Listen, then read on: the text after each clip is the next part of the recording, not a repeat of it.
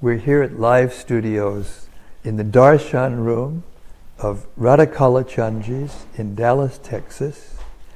And we got a room full of elevated saints who have come to hear Srimad-Bhagavatam. We welcome you all.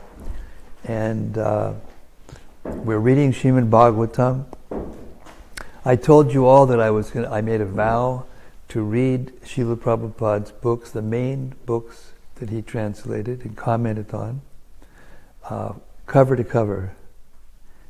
Bhagavad Gita, Srimad-Bhagavatam, Chaitanya Charitamrita. When I get to the end, I'm going to go back to the Gita and I'm going to do this whole thing over and over again until I leave my body. And anybody who wants to come and bask in the effulgence of Srila Prabhupada's company, you're welcome to join us. It'll be every night at 6:30 or 7. Here in Dallas it's 7, where I was in England before it was 6:30. I know you're all in different parts of the world, but they are logged, or they're archived on this fan page, and you can watch them at your convenience. So before we start, we're going to read the most wonderful prayer glorifying Srimad-Bhagavatam that I've ever heard in my 46 years of reading Srila Prabhupada's books, studying the Vedas. This is called Srimad-Bhagavata Mahima Stotram. Sanatana Goswami wrote a book called Sri Krishna Lila Stava after he finished the Brihad Bhagavatamrita, which was his major work, one of his major works that he wrote after he was instructed by Chaitanya Mahaprabhu. He was the senior disciple of Chaitanya Mahaprabhu, and Chaitanya Mahaprabhu spent more time instructing Sanatana Goswami than any other human being on this earth. So he wrote this Sri Krishna Lila Stava with the desire to offer 108 obeisances to the Vrindavan pastimes of Krishna. And this happens to be the 107th. It is text 412 to 416, only 5 verses. But in these verses, all the aspects of the glories of Srimad-Bhagavatam are discussed and prayed to by Sanatana Goswami. It goes like this. Hare Krishna. Sarva Shastrabdi Piyusha Sarva Vedaika Satpala Sarva Siddhanta Ratnadya Sarva Lokaika Drikprada. O nectar from the ocean of all scriptures, singular fruit of all the Vedas, rich mine of the precious gems of all conclusive truths, you are the only giver of light to all the worlds. Sarva Bhagavata Prana Srimad Bhagavata Prabhu Kalidvandudita Ditya Sri Krishna Parivartita. O life air of all the Supreme Lord's devotees, O Master, Srimad Bhagavatam, you are the sun risen in the darkness of Kali. You are the exact image of Sri Krishna. Paramananda Pataya Prema Varshakshadayate Sarvada Sarvasevyaya Sri Krishnaya Namostume. I bow down to you, who are supremely blissful to read. Your every syllable pours down a flood of prema. You can always be served by everyone. You are Sri Krishna himself. Mareka Bando Matsangin Madguro Man Mahadana Manistadaka Madbhagya Madananda Namostute. My only friend, my constant companion, my spiritual master, my great wealth, my savior, my good fortune, my source of ecstasy, I bow down to you. Asadu saduta dayin atini chotata kada hanamun chagadachin mam premnarit Kanta Yospura. O bestower of saintliness to the unsaintly, O exalter of the most fallen, please never leave me. Always appear in my heart and my voice with pure love. Om Namo Bhagavate Vasudevaya. Om Namo Bhagavate Vasudevaya. Om Namo Bhagavate Vasudevaya.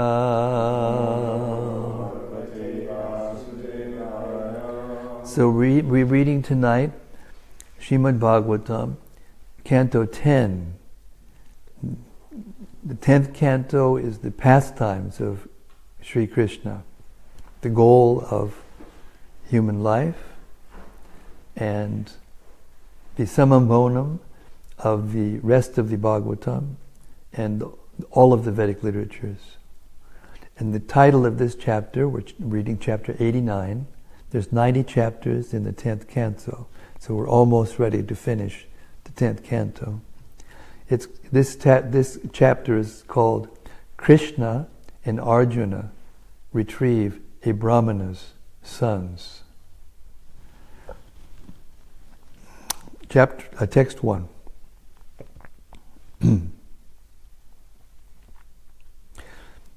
Shukadeva Goswami said, "Once, O king, as a group of sages were performing a Vedic sacrifice on the banks of the Saraswati River, a controversy arose among them as to which of the three chief deities is supreme." Purport. The three chief deities mentioned here are Lord Vishnu, Lord Brahma, and Lord Shiva. Text 2. Eager to resolve this question, O king, the sages sent Lord Brahma's son, Bhrigu, to find the answer. First, he went to his father's court. He was the son of Brahma. Purport. As Srila Prabhupada explains in Krishna, the Supreme Personality of Godhead, the plan decided upon by the sages was for Bhrigu to test which of the predominating deities possesses the quality of goodness in full. One who is in the mode of goodness possesses such qualities as tolerance and equanimity, whereas those conducted by the modes of passion and ignorance are prone to easily lose their temper. Sound familiar? Anybody? No. Okay. Not present company not included. To test how well Lord Brahma was situated in the mode of goodness, Bhrigu failed to bow down to him or glorify him with prayers. The Lord became angry at him, inflamed into fury by his own passion, because Lord Brahma is the creator of the universe under the direction of Krishna or Lord Vishnu. So therefore he's contacts the mode of passion. He has to create.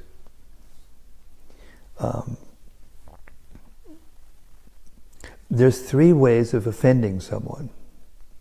You can offend them through your mind, or your words, or your actions. So he's now going to offend each one of those exalted deities, the qualitative incarnations of Krishna, in charge of goodness, passion, and ignorance of the material world. So now, Bhrigu has just insulted his father by not by saying anything, just by not by physical activity, just by mental neglect. So we'll read that again. To test how well Lord Brahma was situated in the mode of goodness, Bhrigu failed to bow down to him or glorify him with prayers. So neglect. It's not that he did anything overtly, but he just didn't do something that he should have done. The Lord became angry at him, inflamed into fury by his own passion. Text 4. Though anger toward his son was now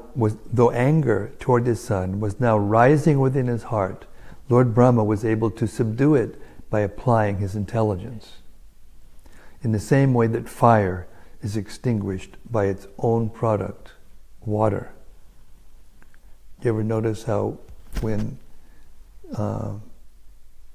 after fire water comes, you heat something up and water, condensed water comes on the outside of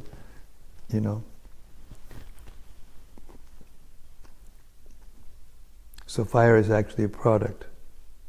Water is actually a product of fire. Purport. Lord Brahma is sometimes affected by his contact with the mode of passion. But because he is Adi Kavi, the firstborn and foremost learned scholar in the universe, when anger begins to disturb his mind, he can control it by means of discriminating self-examination. This is a very big lesson for us. In this instance, he reminded himself that Bhrigu was his son. Thus, in this verse, Shukadeva Goswami draws the analogy that Brahma's own expansion, his son, served to put out his anger, just as water, which originally evolved from elemental fire, in the primeval creation, puts out a fire. Text 5. Bhrigu then went to Mount Kailas. There, Lord Shiva stood up and happily came forward to embrace who? His brother. Because Shiva is also the son of Brahma. That makes Bhrigu the brother of Lord Shiva. Purport. In the Vedic civilization, it is considered very important to properly greet one's family members, especially when one has not seen them for a long time. A worthy son should show respect to his father, a younger brother should honor his older brother, and the older brother should show affection to his younger brother in return. These are the principles of civilization that are being lost now on the earth, and which are causing tremendous problems, social ills, family ills all over the world. Translation. But Bhrigu refused his embrace, telling him, "You are a deviant heretic." So now he's going to insult somebody by his words. At this, Lord Shiva became angry, and his eyes burned ferociously. He raised his trident and was about to kill Bhrigu when Goddess Devi fell at his feet. That's his consort, Devi, and spoke some words to pacify him. Bhrigu then left that place and went to Vaikuntha, where Lord Janardana resides. Janardana is a name for Vishnu. God has unlimited names. Yes. He doesn't have any names, but he has unlimited names. And his names have to do with his activities and the relationships he has with his devotees. Just like one of his names is Yashoda Nandana, the darling of Yashoda, or Radhakanta, the protector of Radha. Okay, or indirect names, Allah, the all-merciful, or Jehovah, the all-powerful. These are indirect names, secondary names.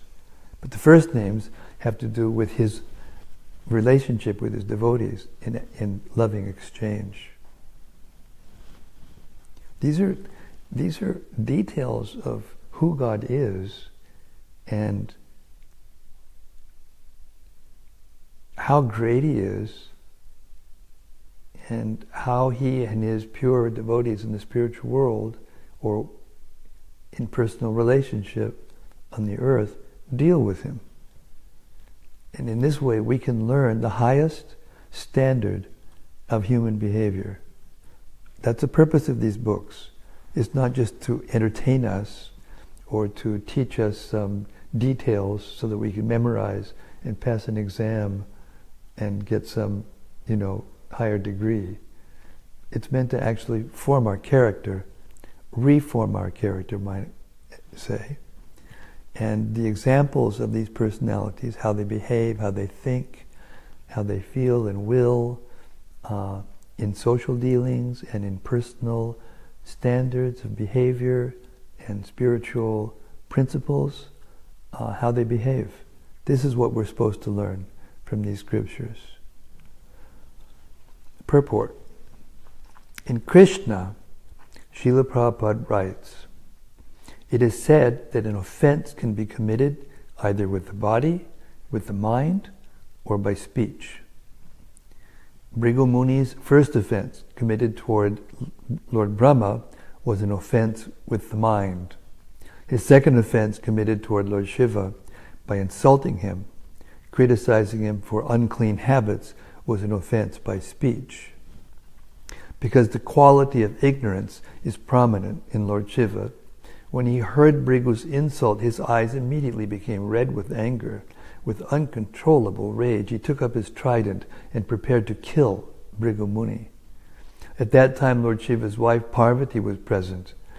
Her personality, like Lord Shiva's, is a mixture of the three qualities, and therefore she is called Trigunamayi. In this case, she saved the situation by evoking Lord Shiva's quality of goodness." Srila Jiva Goswami remarks that the Vaikuntha planet referred to here is Shwetadweep.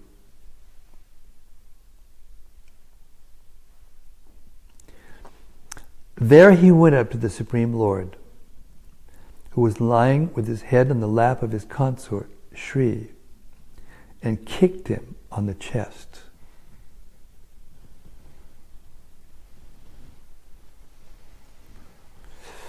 The Lord then rose, along with Goddess Lakshmi, as a sign of respect.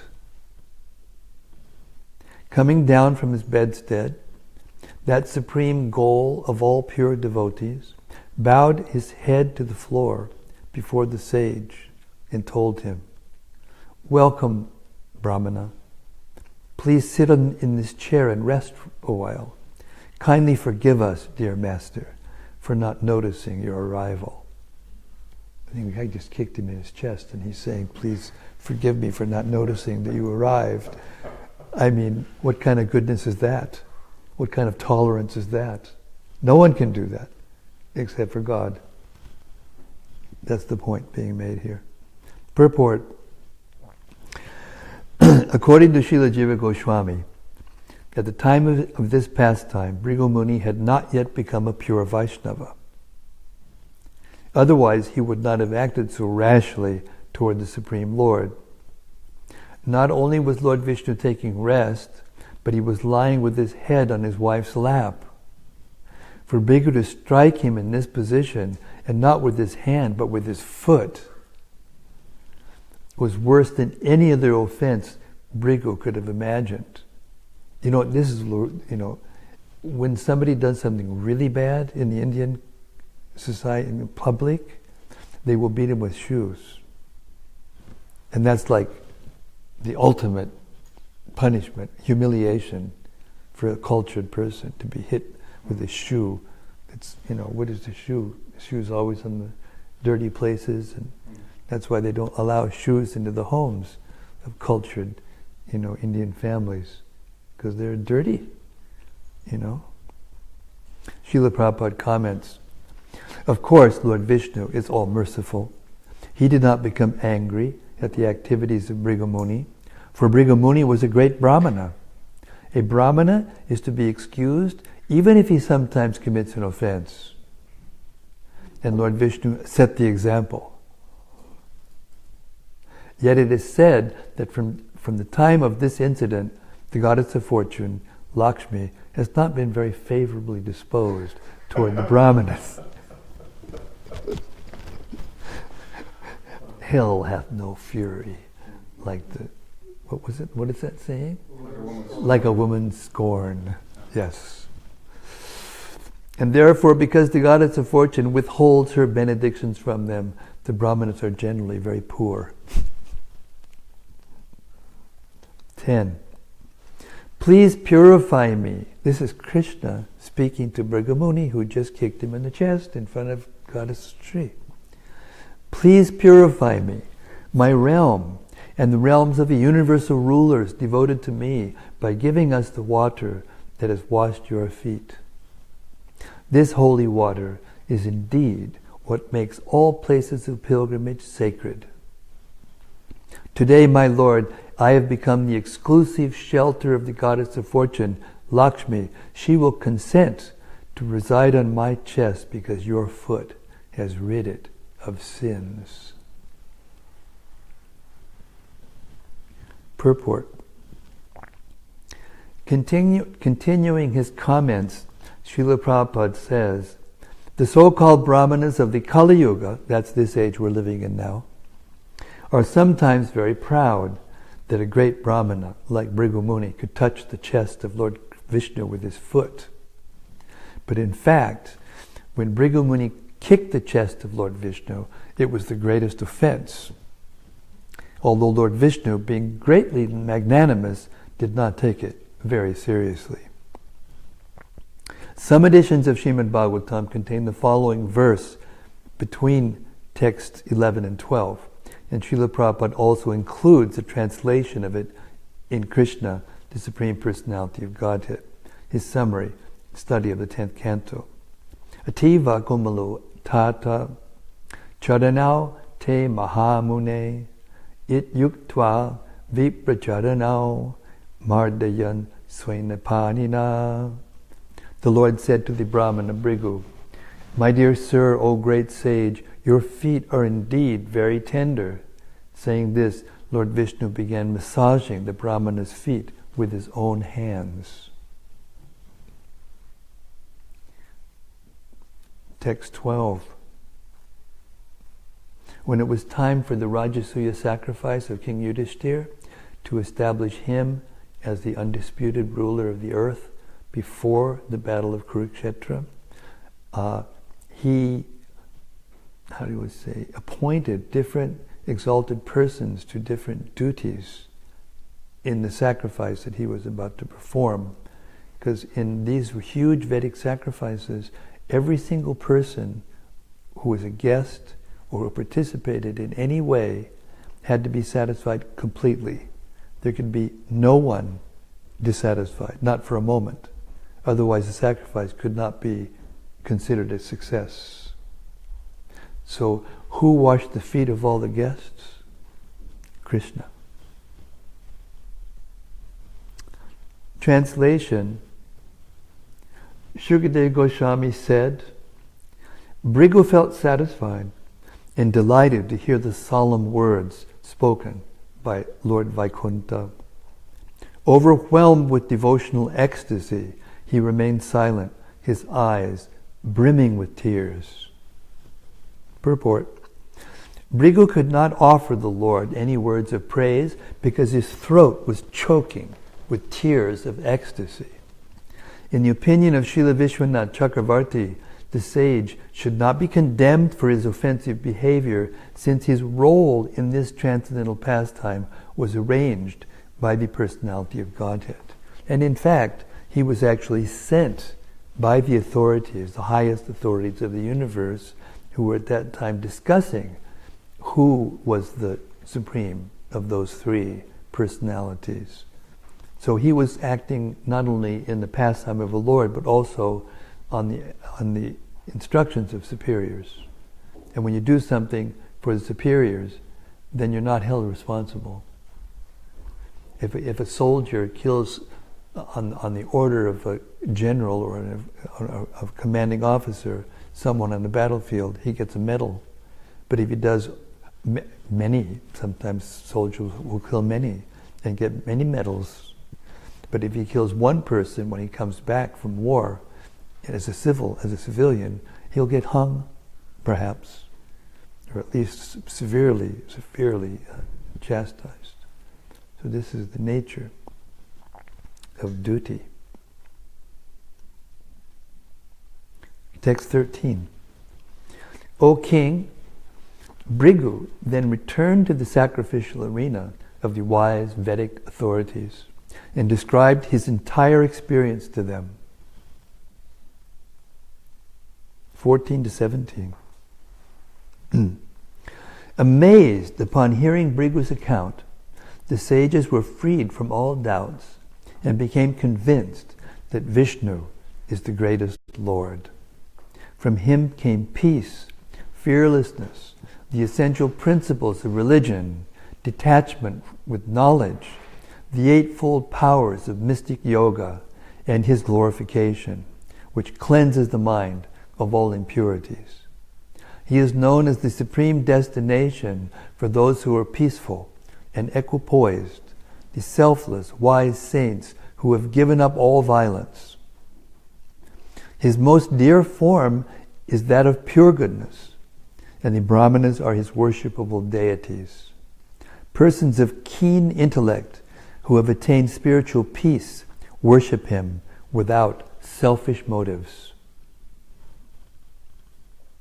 Purport.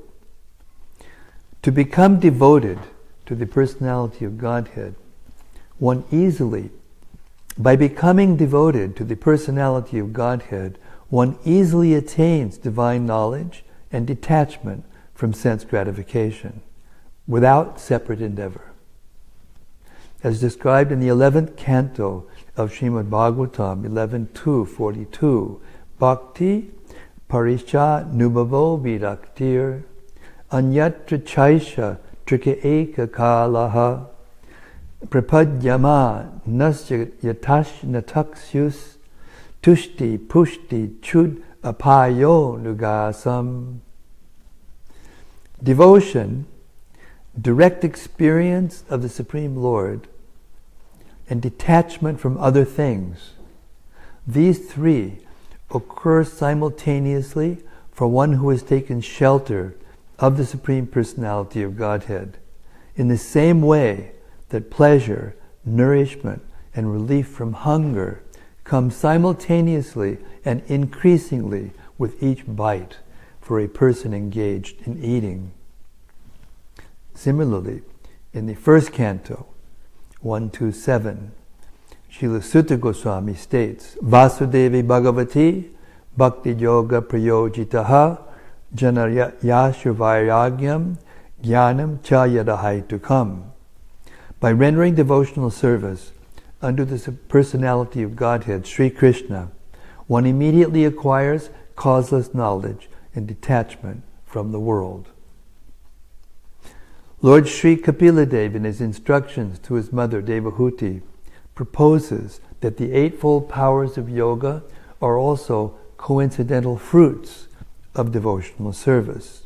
Atobi bhutim mamamaya vinastam aishvaryam ashtangamuna anuprabritam shriyam bhagavatim vasprihayanti badram parashyame te nuviteti loke. Oh, thank you. Hare Krishna. Thank you. Because he is completely absorbed in thought of me, my devotee does not desire even the highest benediction obtainable in the upper planetary systems, including Satyaloka.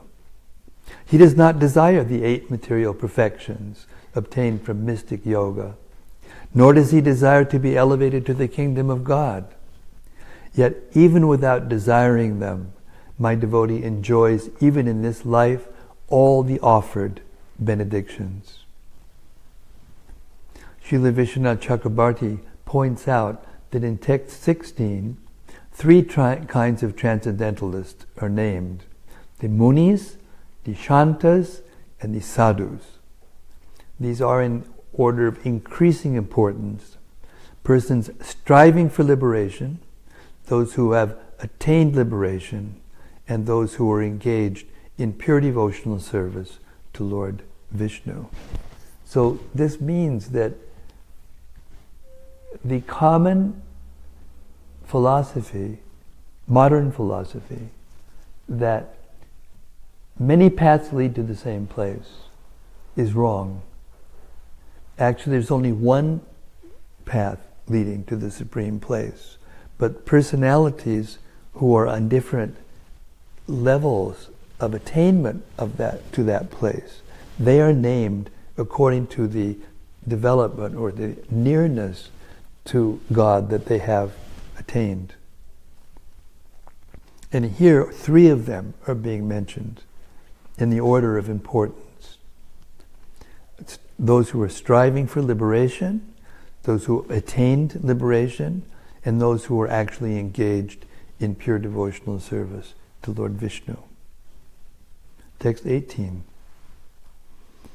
The Lord expands into 3 kinds of manifest beings: the Rakshasas, the demons, and the demigods, all of whom are created by the Lord's material energy and conditioned by her modes. But among these 3 modes, it is the mode of goodness which is the means of attaining life's final success. Purport. In Krishna, Srila Prabhupada writes, there are different kinds of people existing in the modes of material nature. Those in the mode of ignorance are called Rakshasas. Those in the mode of passion are called Asuras. And those in the mode of goodness are called Suras, or demigods. And those in the mode of goodness are called Suras, or demigods. Under the direction of the Supreme Lord, these 3 classes of men are created by material nature, but those in the mode of goodness have a greater chance to be elevated to the spiritual world, back home, back to Godhead. This means clearly that these 3 classes of men are created by the material nature. It means the bodies of these classes of men are created by material nature. But inside the bodies are the souls, and the destination of all those classes of men are the same. The destination of the living beings anywhere in the universe is ultimately the same: to go back to the spiritual world and be able to associate with God personally in loving devotion. And that's what we're all looking for. We're just looking in the wrong place. Prabhupada told a story to us to illustrate this point. One time, this man lost his keys, and he was on the ground looking for them. And he was right by a lamp post. So a friend came along. What happened? I lost my keys and I've got to go to this very important engagement, and I'm looking for my keys because otherwise I can't make it. So he says, oh, really? Can I help you? Yes, please. He said, so where did you lose them? He said, I lost them about 50 yards down that way. He says, what are you doing over here? Well, there's a light post here. There was no light down there. Hare Krishna. We're looking in the wrong place for happiness. Because there is no happiness in the material world. Because every time you get some from some person or something or some event, 10 minutes later or a year later or 5 years later or 10 years later, or 100, it's gone. Everything you get attached to in this material world eventually will be gone. So we're looking in the wrong place for happiness. Translation, Shukadeva Goswami said, the learned Brahmanas living along the Saraswati River came to this conclusion in order to dispel the doubts of all people. That includes us, by the way. Therefore, they rendered devotional service to the Supreme Lord's lotus feet and attained his abode. Text 20. Sri Sutta Goswami said, now we have a situation, see. Sutta Goswami has heard from Shukadeva Goswami. So this is the nature, I mentioned this last night, this is the nature of these literatures. that when great personalities ask profound questions, then the personality that's being asked the question, he remembers when a greater personality answered the same question. And sometimes that personality will remember when a greater personality asked the same question. This is the way of receiving knowledge from those who know. You can't receive knowledge from someone who doesn't know. It works everywhere, under all circumstances. If you want to know something about electrical engineering, you don't go to a professional basketball player or whatever. You have to go to someone who knows what you want to know in order to find out. It's so simple. Okay. So Sutta Goswami is now speaking. He's the one that's remembering all these things. Thus did this fragrant nectar flow from the lotus mouth of Shukadeva Goswami, the son of the sage Vyasadeva. This wonderful glorification of the Supreme Person destroys all fear of material existence. A traveler who constantly drinks this nectar through his ear holes will forget the fatigue brought on by wandering along the paths of worldly life. Nice. Purport. This narration by Srila Shukadeva Goswami is precious in two ways. For those suffering from spiritual infirmity, it is an effective tonic to cure the disease of illusion. And for surrendered Vaishnavas, it is a delicious and invigorating beverage, fragrant with the aroma of Sri Shuka's realizations. Now this is an amazing point because Jiva Goswami describes, and I heard this direct from Gopi Pranadana Prabhu, who was translating and commenting on the Satsandarbhas of Jiva Goswami. Jiva Goswami has concluded that the Srimad-Bhagavatam is actually Shruti. There's two types of Vedic literatures. One is called Shruti and the other is called Smriti. So the Shruti, the difference between the Shruti and the Smriti is not in essence. It's not that the Smriti is saying something different. The Smriti is actually explaining the Shruti. The language of the Shruti is so elevated that it is meant for the intelligence, the ears and the intelligence of the demigods. It's not meant for human consumption. These are prayers and hymns that are invoking the pleasure of the demigods, and they're meant for their intelligence. Even Brahmanas who chant these mantras, they can't penetrate the meaning. Therefore the Smritis came into being by the will of the Lord to explain them to the common man. Now the difference, but there's a difference between the Shrutis and the Smritis. The Shrutis, every single syllable has to stay the same. They're eternal. They're co-eternal with Krishna. Even when Krishna says in the Gita, Vidaischa sarvar aham eva vedya vedantakrit vedavit eva chaham. Vedantakrit eva vit eva chaham. He's the knower of the Vedas. He's the compiler of Vedanta, not the Vedas. Vedanta Sutra is written by Vyasadeva. But the Vedas and the Puranas are edited by him. They're compiled, but they're not written. They're not, the Shruti mantras are eternal. They come into the material universe. They give the directions of how to create the universe and all the forms and all the relationships and the laws of nature and how they interact. The Smritis are not sounds that cannot be changed. They are brought into the universe by different sages, and they speak them through their own mouths. They're actually the authors. But the Vedas have no authors. And even in that verse in the Bhagavad Gita, 15:15, Vedaischa sarvar ahameva vedyo.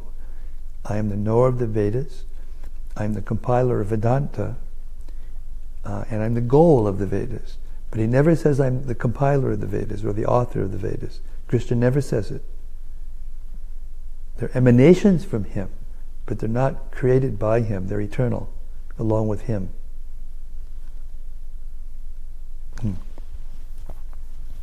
So therefore, when Shukadeva Goswami spoke the Bhagavatam, having heard it from Vyasadeva, he spoke every single syllable the same. He didn't inflect anything, he didn't add anything, he didn't subtract anything. He just repeated exactly verbatim what he heard from his father Vyasadeva. And yet, it says, Shuka Mukhad Amrita Dravya Samyutam. Even though he didn't change a syllable, when it came through his lips, it became sweeter. And that's why it's called Shuka, parrot, because there are fruits in India that when the parrot pierces the skin of the fruit, it becomes sweeter.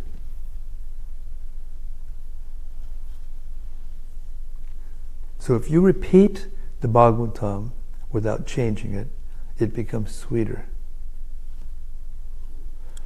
And of course, the more realization you have, the sweeter it gets.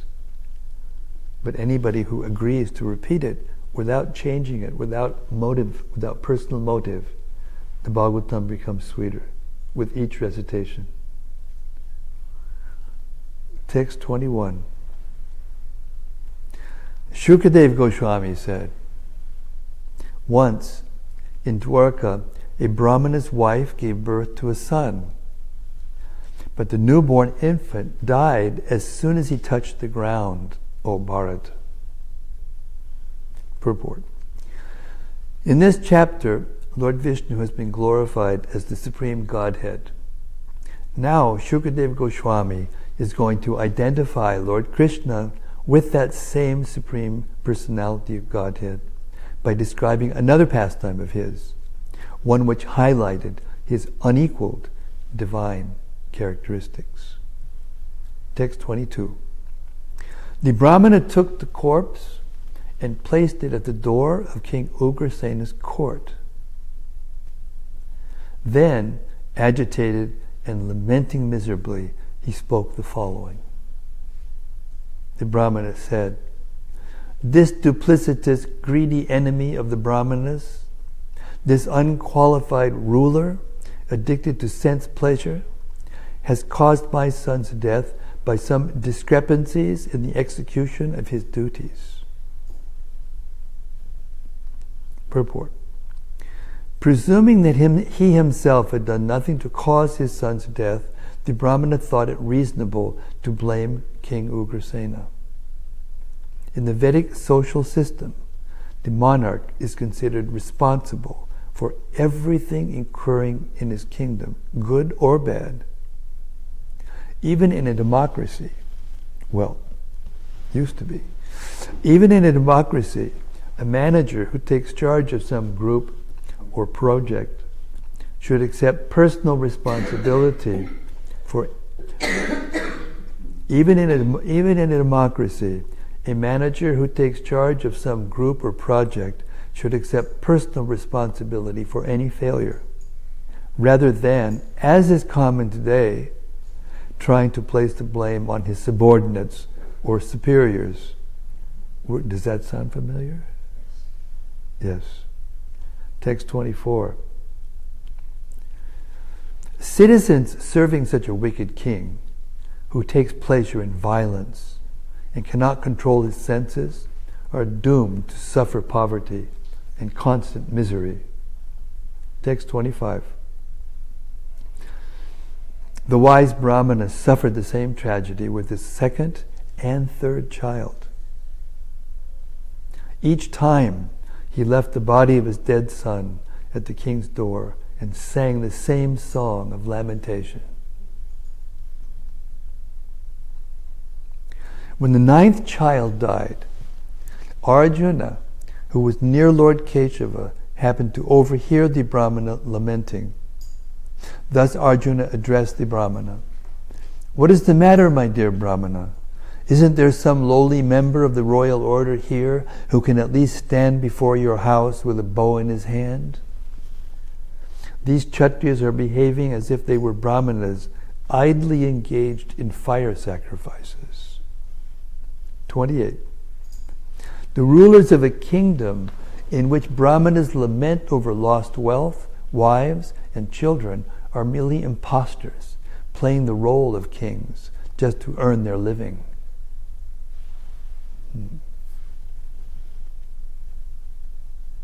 My Lord, I will protect the progeny of you and your wife, who are in such distress. And if I fail to keep this promise, I will enter fire to atone for my sin. Purport. Chivalrous Arjuna could not tolerate the shame of being unable to fulfill his promise. As Krishna says in Bhagavad Gita, Sambhavitasya chakirtir mararat atarichyate. For a respected person, dishonor is worse than death. 30 and 31. The Brahmana said to Arjuna made this claim, "Look, I'll do this, otherwise I'll jump in the fire." The Brahmana said, "Neither Sankarshan, Vasudeva, Pradyumna, the best of bowmen, nor the unequaled warrior Aniruddha could save my sons. Then why do you naively attempt a feat that the almighty lords of the universe could not perform? We cannot take you seriously." 32.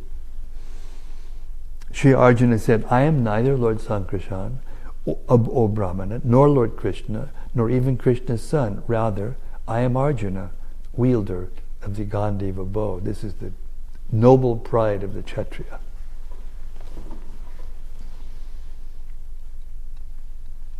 "Do not minimize my ability, which was good enough to satisfy Lord Shiva, O Brahmana. I will bring back your sons, dear master, even if I have to defeat death himself in battle." This is real leadership. Thus convinced by Arjuna, O tormentor of enemies, the Brahmana went home, satisfied by having heard Arjuna's declaration of his prowess. Text 35.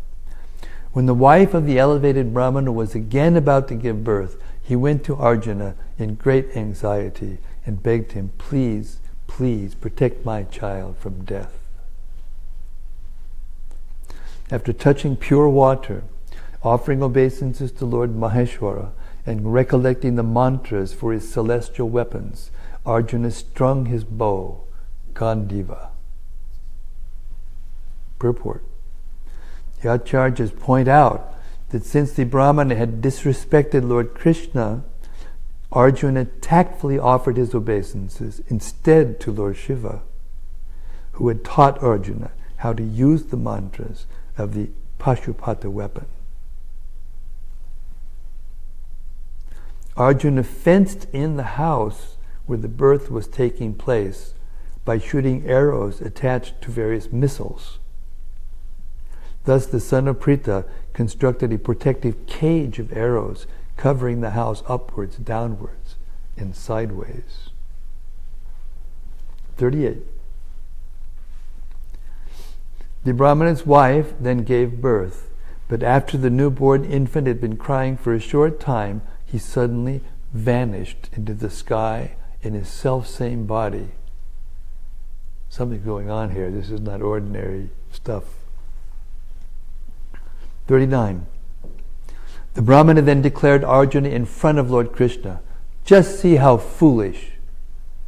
I was put to my faith in the bragging of a eunuch."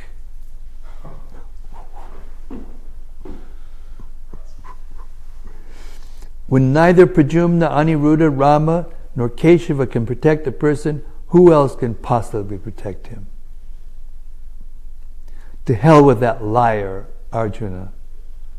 To hell with that braggart's bow. He is so foolish that he has deluded himself into thinking he can bring back a person whom destiny has taken away. 42. While the wise Brahmana continued to heap insults upon him, Arjuna employed a mystic incantation to go at once to Shamyamani, the city of heaven where Lord Yamaraj resides. Not seeing the Brahmana's child there, Arjuna went to the cities of Indra, Agni, Niriti, Soma, Vayu, and Varuna. With weapons at the ready, he searched through all the domains of the universe, from the bottom of the subterranean region to the roof of heaven. This Arjuna is not an ordinary person.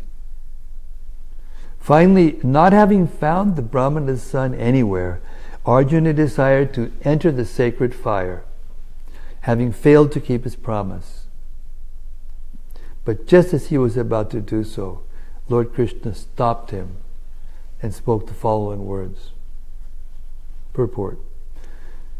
Srila Vishwanath Chakravarti comments that Arjuna trusted Lord Shiva implicitly as his guru, and so he did not bother to search out Lord Shiva's celestial abode.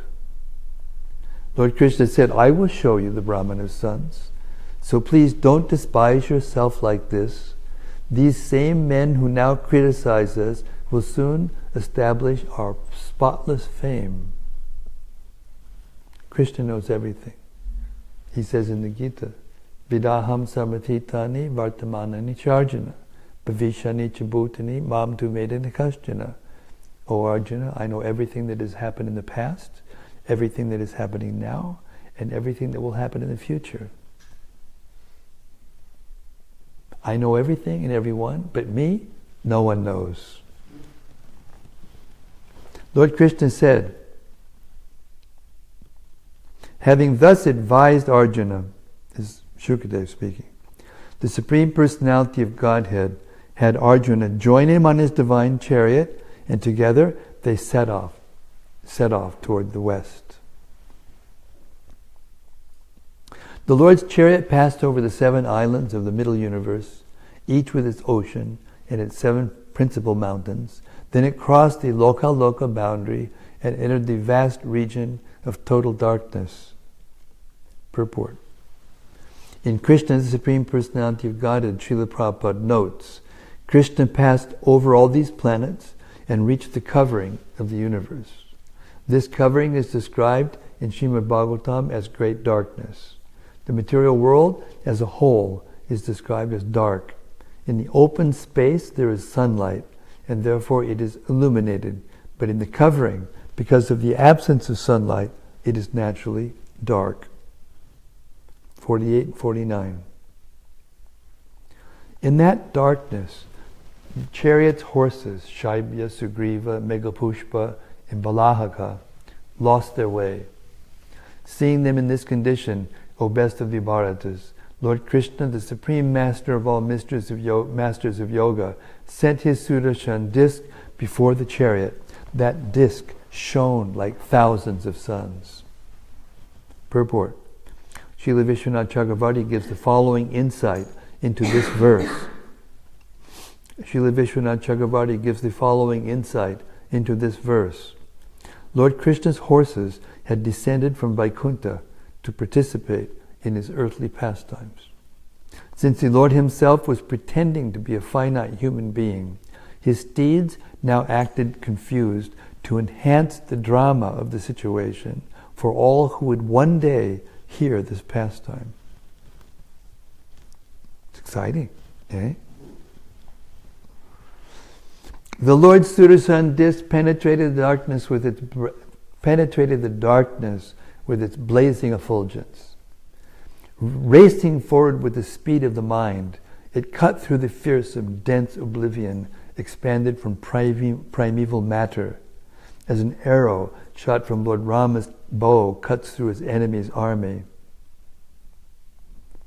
Following the Sudarshan disc, the chariot went beyond the darkness and reached the endless spiritual light of the all-pervasive Brahmajyoti.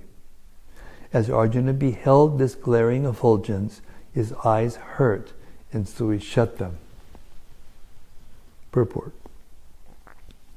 After breaking through each of the 8 concentric shells of the universe, the Sudarshan disc led Lord Krishna's chariot into the limitless self-effulgent atmosphere of the spiritual sky.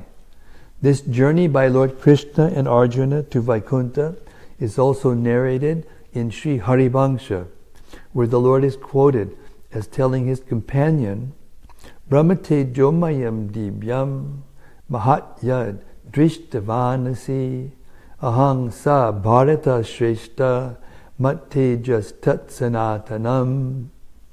The divine expanse of Brahmana effulgence you have seen is none other than myself, O best of the Bharats. It is my own eternal effulgence. I'll repeat that again. The divine expanse of Brahman effulgence you have seen is none other than myself, O best of the Bharatas. It is my own eternal effulgence. Quote, it comprises my eternal spiritual energy, both manifest and unmanifest. The foremost yoga experts of this world enter within it and become liberated. Quote, it is the supreme goal of all the followers of Sankhya, O Bharata, as well as that of the yogis and ascetics. It is the supreme, absolute truth, manifesting the varieties of the entire created cosmos. You should understand this Brahmajyoti, O Bharata, to be my concentrated personal effulgence. Very interesting, because Krishna's put the iPad in the wrong place. Are we still on? Okay. Yes. So it's interesting because here it's described that the absolute truth manifests the varieties of the entire created cosmos. And how he does that is described in this purport, that the effulgence of Krishna is what transforms. It's not Krishna himself which transforms. The Mayavadi philosophers don't accept this because they don't accept that the source, the absolute truth, has energy. They think that the absolute truth is the energy. Therefore, if the energy transforms, that means the Lord would transform, and that would be counter to the principle that the absolute truth is unchangeable. But what he doesn't understand, what they don't understand, is that Krishna himself describes this. Maya tatamidam sarvam jagat avyakta murtina matstani sarvabhutani nachaham teshavasita. I pervade everything in my unmanifested nature or unmanifested form. Nachamatstani bhutani pashyame yogamaishvaram. Bhuta brinnacha bhutasto mamatma bhuta bhavana. But at the same time, behold my mystic opulence. I'm not pervading everything. I am aloof, for I am the very source of the creation. So Krishna is the source of the light that all the mystics are looking for. You know, they always talk about the light, going to the light. You close your eyes, you're supposed to see the light. You know, they think that's the goal. But that light is nothing but effulgence emanating from Krishna's form. And that effulgence is what transforms into eventually the material energy and the material creation. Text 52. From that region, they entered a body of water, resplendent with huge waves being churned by a mighty wind. Within that ocean, Arjuna saw an amazing palace, more radiant than anything he had ever seen before. Its beauty was enhanced by thousands of ornamental pillars bedecked with brilliant gems. In that palace was the huge, awe-inspiring serpent Ananta Shesha. He shone brilliantly with the radiance emanating from the gems on his thousands of hoods and reflecting from twice as many fearsome eyes. He resembled white Mount Kailas, and his necks and tongues were dark blue. This is an expansion of Lord Balaram, Lord Shesha. Arjuna then saw the omnipresent and omnipotent Supreme Personality of Godhead.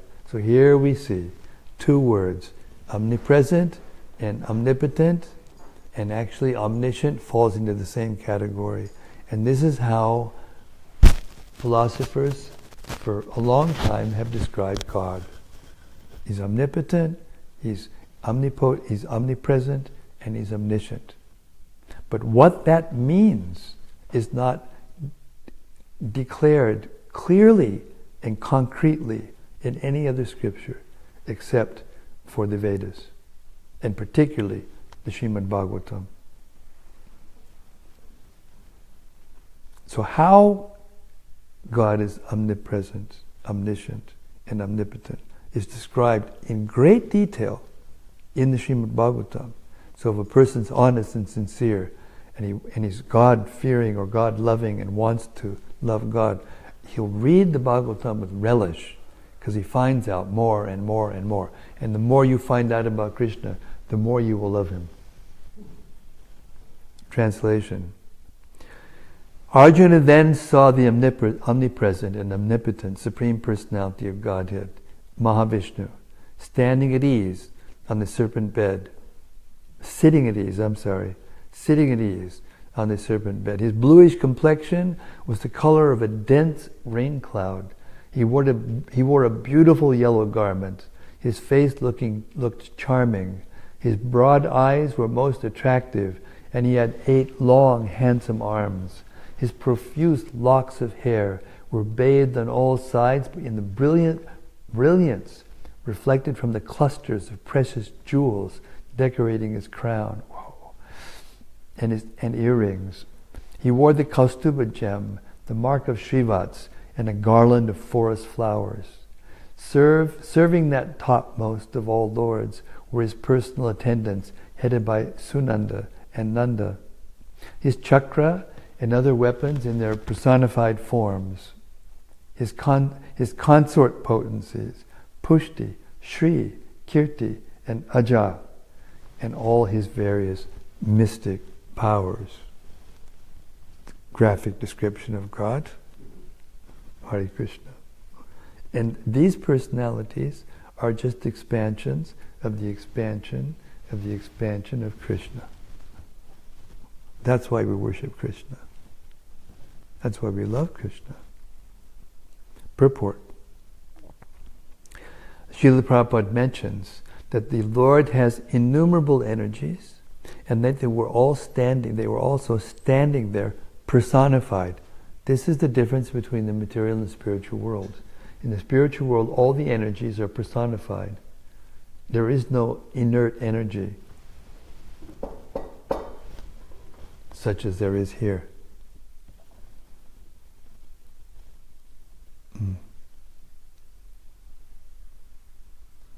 The most important, we used to read that. Anyway, I'll read these energies again. It's very interesting. The Lord has innumerable energies, and they were also standing there personified. The most important among them were as follows. Pushti, the energy for nourishment. Shri, the energy of beauty. Kirti, the energy of reputation. And Aja, the energy of material creation. All these energies are invested in the administrators of the material world, namely Lord Brahma, Lord Shiva, and Lord Vishnu, and in the kings of the heavenly planets, Indra, Chandra, Varuna, and the sun god. In other words, all these demigods, being empowered by the Lord with certain energies, engage in the transcendental loving service of the Supreme Personality of Godhead. Text 57. Lord Krishna offered homage to himself in this boundless form. I'll read that again. Lord Krishna offered homage to himself in this boundless form. And Arjuna, astonished at the sight of Lord Mahavishnu, bowed down as well. Then, as the two of them stood before him, with joined palms, the Almighty Mahavishnu, Supreme Master of all rulers of the universe, smiled and spoke to them in a voice full of solemn authority. Purport. Srila Vishwanath Chakravarti makes the following observations on this verse. Just as Lord Krishna offered obeisances to his own deity during the worship of Govardhan Hill, so now also he paid homage to his Vishnu expansion for the purpose of playing out his pastimes.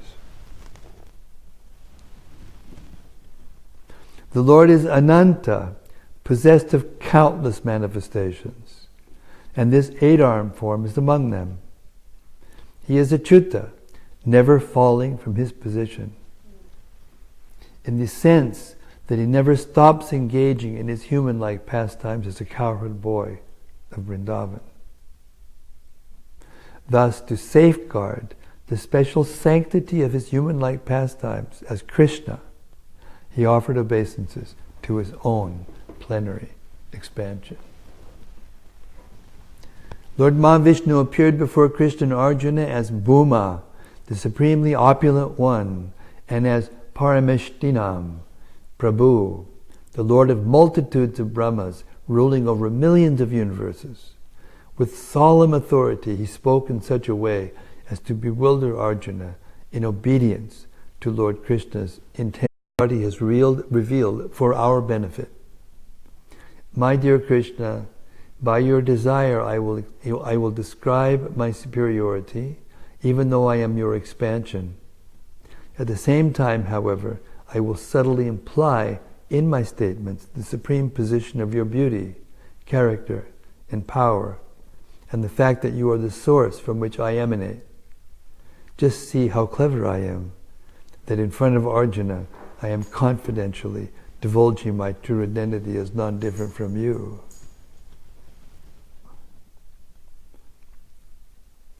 Lord Mahavishnu said, I brought the Brahmana's sons here because I wanted to see the two of you, my expansions, who have descended to the earth to save the principles of religion. As soon as you finish killing the demons who burden the earth, quickly come back here to me. Purport. As explained by Srila Vishwanath Chakravarti, the secret import of these words spoken for Arjuna's edification is as follows. You too, who have descended along with your kalas, your personal energies, should kindly return to me after killing the demons who burden the earth. Please quickly send these demons here to me for the sake of their liberation.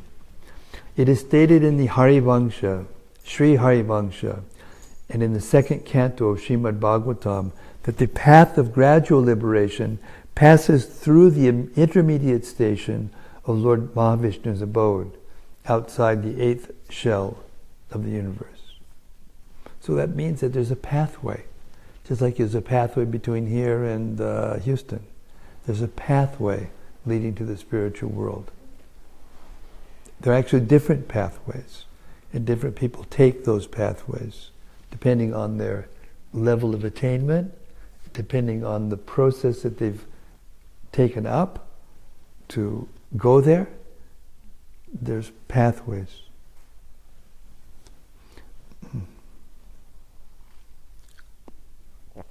Text 59. this is Mahavishnu speaking, although all your desires are completely fulfilled, O best of exalted personalities, for the benefit of the people in general, you should continue to exemplify religious behavior as the sages Nara and Narayana.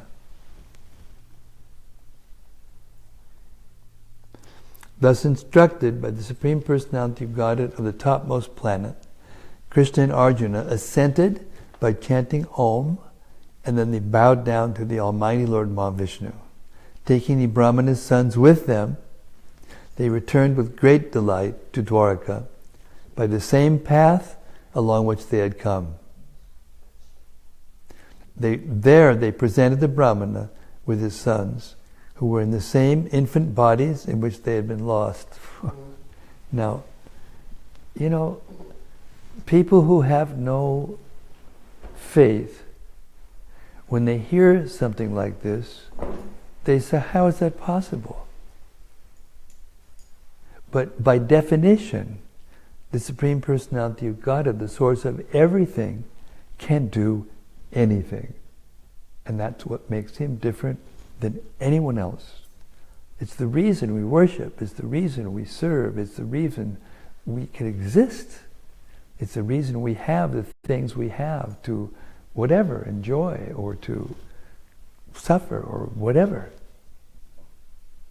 So all of the things, the arrangements that are being made in this material world, upon which we are completely dependent, are happening by just a little tiny bit of his energy.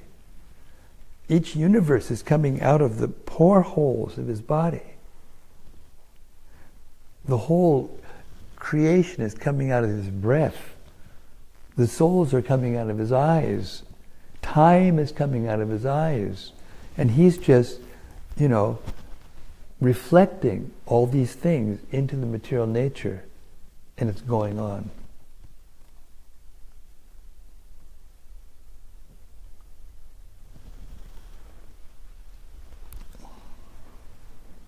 So therefore, to think that Krishna couldn't do this, couldn't go to see Mahavishnu, who's an expansion of himself, and then retrieve the sons, the dead sons of Brahmas, who were actually brought by him, and then bring them back to the parents in the same baby form that they had, in which they had left. It's faithlessness. And Krishna says himself in the Gita, Agyas cha shadananas cha sangshinat minashiti nayam lokos tinaparo nasukam sangshyatmanaha.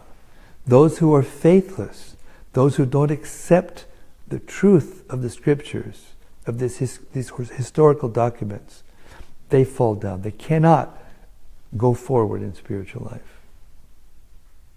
Therefore, faith is extremely important. So what we accept and what we reject should be determined by how it affects the depth of our faith in our hearts. And if something affects it negatively, don't go there. You don't have to go there. We don't have to go there. And therefore we can become undisturbed. By the association of Krishna and by following his instructions, we can become undisturbed in any circumstance. Imagine how this father, I got carried away again. A little ecstatic symptom there, don't mind. Hare Krishna. To remember to keep this. It's like a trip cord or something. Tripping on the microphone cord.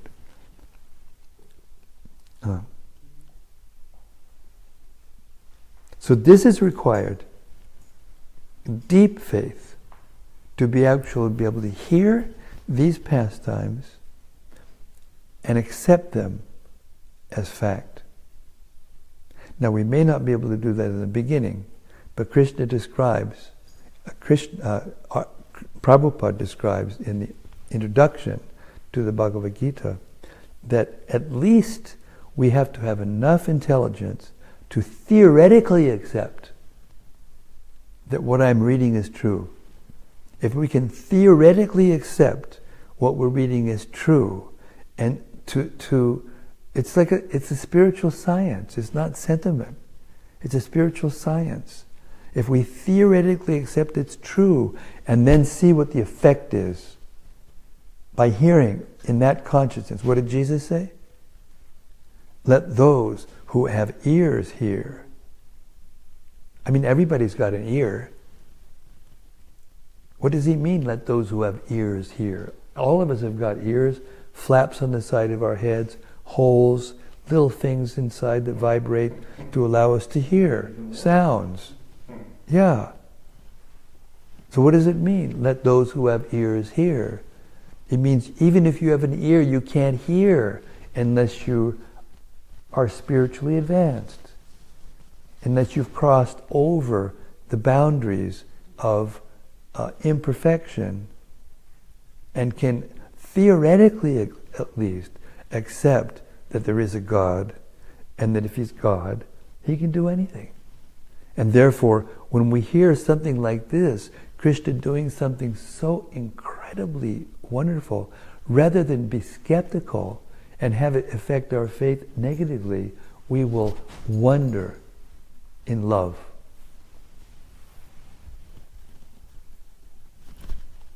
(62) Having seen the domain of Lord Vishnu, Arjuna was totally amazed. He concluded that whatever extraordinary power a person exhibits can only be a manifestation of Krishna's mercy. Purport. Srila Vishwanath Chakravarti describes Arjuna's amazement. He thought, just see, even though I am a mere mortal, by Krishna's mercy I have seen the Supreme Godhead, the root cause of everything. And Krishna's the source of him. And he's his, chariot driver and friend. How wonderful is that? What potential is there in devotional service? What are we doing here? Fooling around. Then after a moment he thought again, but why did Lord Vishnu say that he took away the Brahmana's children out of a desire to see Krishna? Why would the Supreme Personality of Godhead hanker to see his own expansion? This might be the effect of some peculiar temporary circumstance, but since he said Didrik Shuna instead of Didrik Shata, where the specific suffix Shuna carries the sense of a permanent characteristic, not a temporary one, it has to be concluded that he has always been wanting to see Krishna and myself. Even granted that this is so, why couldn't he simply see Krishna in Dwarka? After all, Lord Mahavishnu is the all-pervading creator of the universe, which he holds like an amalaka fruit in his hand. Is it that he could not see Krishna in Dwarka because Krishna does not allow anyone to see him without his special sanction? These are the proofs. And why also would Lord Mahavishnu, the compassionate master of all Brahmanas, have repeatedly tormented and elevated Brahmana year after year? He must have acted in this unusual way because he could not give up his extreme eagerness to see Krishna. All right, he may have acted improperly for that reason, but why couldn't he have sent a servant to kidnap the Brahmana's sons? Why did he himself have to come to Dwarka? Was stealing them out of Lord Krishna's capital so difficult that no one but Vishnu himself could hope to accomplish it? I can understand that he intended to cause so much distress to a Brahmin of Lord Krishna's city that Krishna would be unable to tolerate it. Then he would grant Lord Vishnu his audience. And that's the reality. Lord Vishnu inspired the distressed Brahmana to pour out his complaints to Krishna in person. Thus it is clear that Sri Krishna's status of Godhead is superior to Lord Mahavishnu's. These are powerful arguments, powerful. These can dispel all of our doubts and all of our illusions and give us real peace of mind, real security, real happiness. Let those who have ears hear. Having thought in this way, Arjuna was totally amazed. He asked Lord Krishna whether these were actually the facts of the matter, and the Lord replied, as related in the Harivangsha, Mad darshanartam tevala hritas tena mahatmana viprartam eshyate krishno mat samipam nachanyata. It was to see me that he, the Supreme Soul, stole the children. He believed only on a Brahmana's behalf will Krishna come to see me, not otherwise. That's how dear the Brahmanas are to Krishna. Srila Vishwanath Chakravarti states that Lord Krishna further told Arjuna, I did not go there, however, for the Brahmana's sake. I went there, my friend, just to save your life. If it had been for the Brahmana's sake that I traveled to Vaikuntha, I would have done so after the first child was abducted.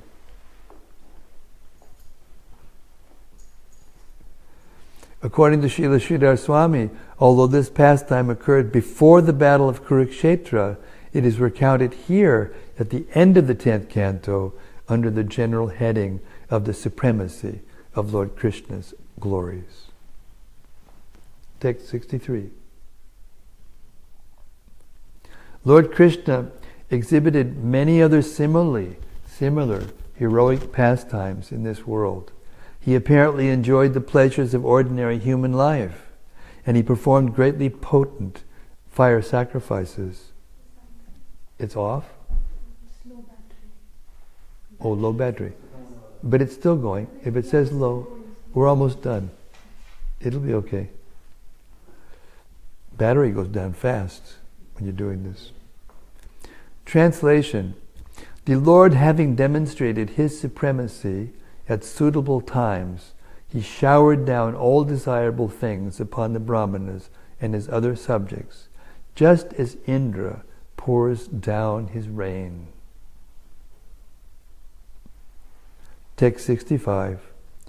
Now that he had killed many wicked kings and engaged devotees such as Arjuna in killing others, the Lord could easily assure the execution of religious principles through the agency of such pious rulers as Yudhishthira. Thus end the Bhaktivedanta, the purports of the humble servants of His Divine Grace, A.C. Bhaktivedanta Swami Prabhupada, to the 10th canto, 89th chapter of the Srimad-Bhagavatam, entitled Krishna and Arjuna Retrieve a Brahmana's Sons. Jai Shri Krishna. Hare Krishna.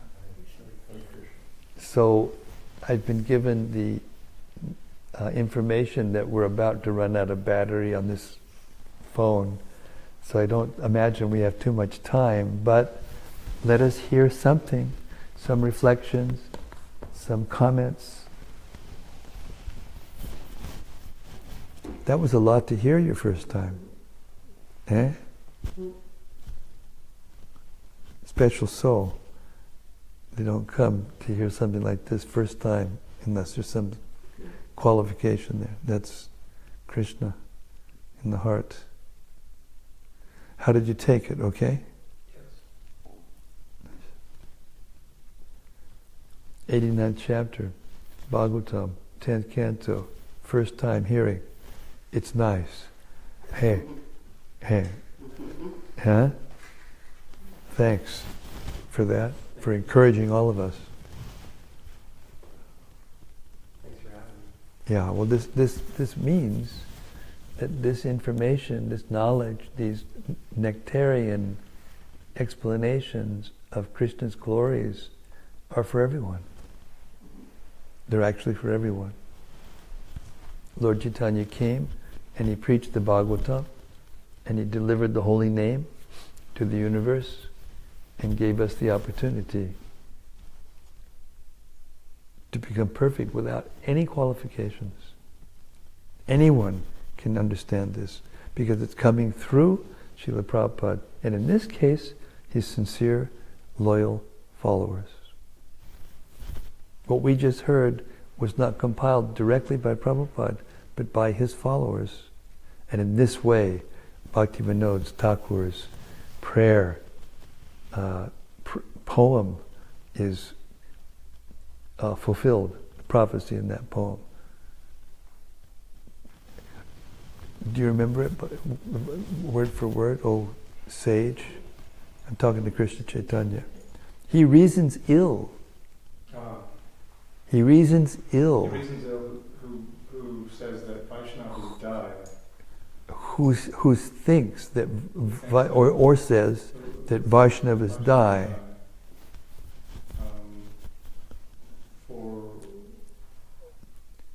For Vaishnavas die to live and spread.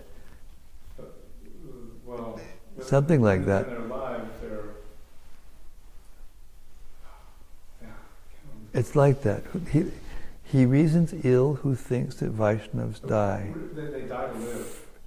For by dying, they live. You've got it here? Please repeat it. Yeah. I'll repeat it after you. Go ahead. He reasons ill who dies, who tells that Vaishnavas die, while thou art living still in sound. That Vaishnavas die to live, and living try to spread the holy name around. I've also heard it. I read it. Spread the holy life around. It can be, but I've heard both ways. in this case, it's the holy Bhagavatam, the holy Bhagavat, the pastimes of the Lord, which are non-different from the holy name, which are non-different than life, because they are life itself. Same.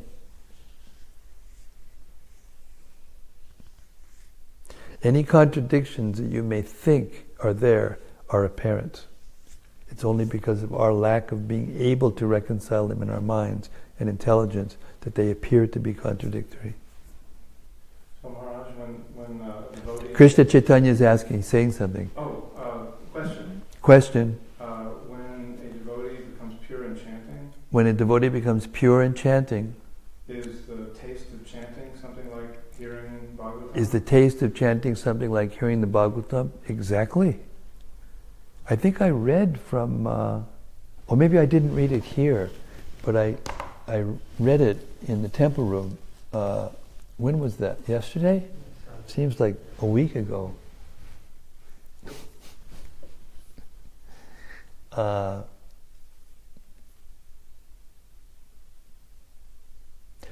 Jog my memory.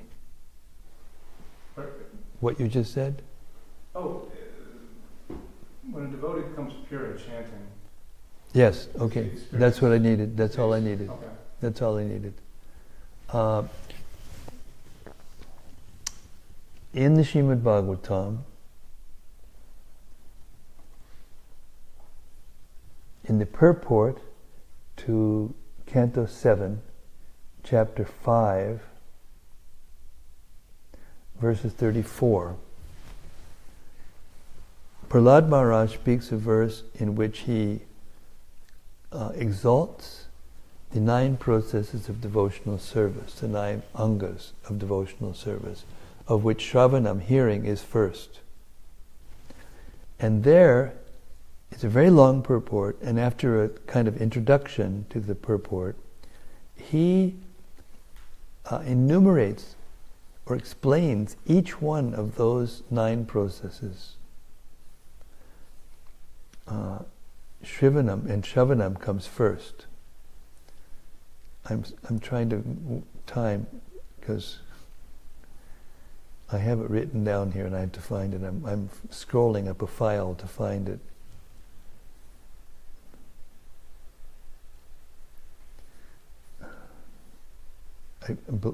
Be patient with me. Is this something that you compiled? Yeah, I hope I find it before the battery goes out of my so everyone else can hear it also. Yes.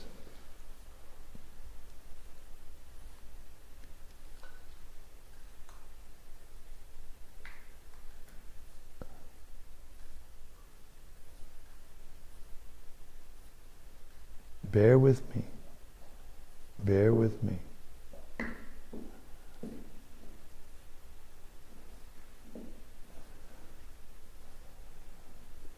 I may have to go to the actual...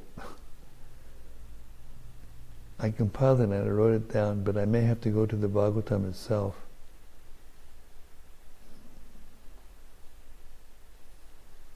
Yes?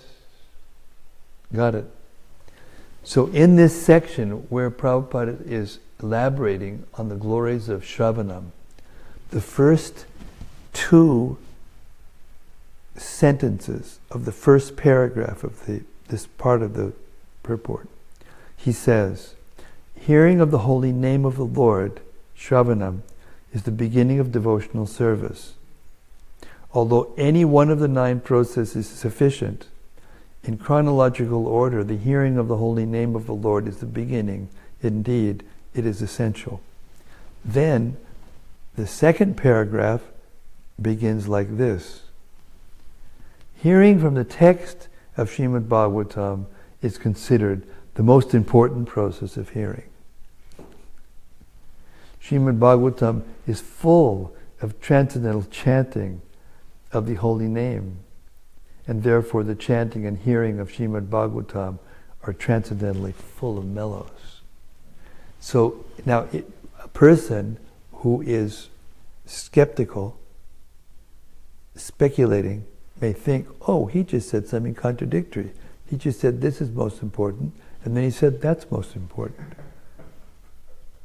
But the reconciliation is that they're both most important. So yes, chanting the Bhagavatam like this is non-different than kirtan. And you must do both. But the beginning is the hearing of the holy name, because that purifies the heart and the mind to the extent that it will be able to hear the Bhagavatam and see how important it is. And that's the reconciliation. They're both equally important. And with that, I bid thee adieu. Everyone out there in cyberland, Hare Krishna, thank you so much for joining us. We're just about ready to lose our battery, and therefore we'll see you tomorrow night, where we will hear the last chapter of the 10th canto of Srimad-Bhagavatam, the summary of Lord Krishna's glories. Hare Krishna.